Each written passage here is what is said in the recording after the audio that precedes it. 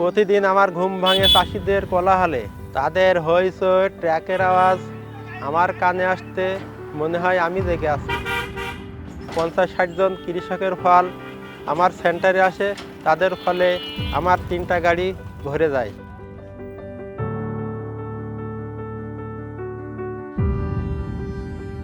3 বছর আগে আমি একজন ছোট কৃষক ছিলাম।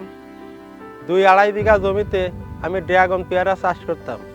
তখন এই ফলগুলো আমার কাছে কাটার মতো ছিল।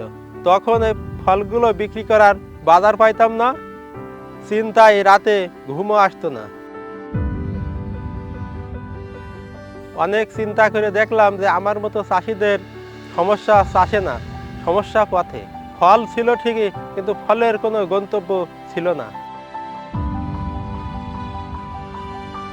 2022 সালে শিশু নীলায় ফাউন্ডেশন RMT প্রকল্প আমার পাশে এসে দাঁড়ায়। তারা শুধু আমার প্রশিক্ষণে দেয় নাই, আমার দুটো চোখ খুলে দিয়েছে।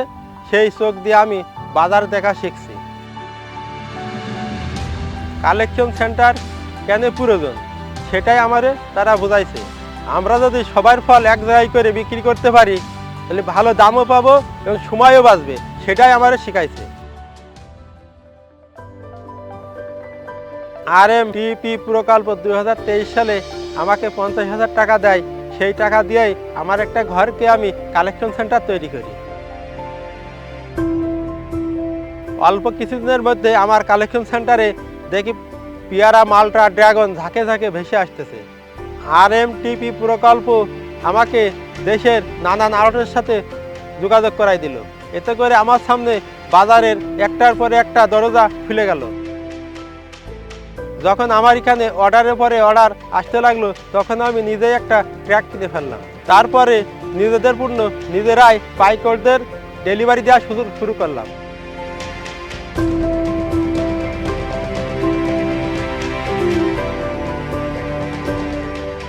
আমাকে দেখে আরও কালেকশন সেন্টার তৈরি হয়েছে। এতে করে চাষিরা ন্যায্য দামও পাচ্ছে, লাভও ভালো হচ্ছে।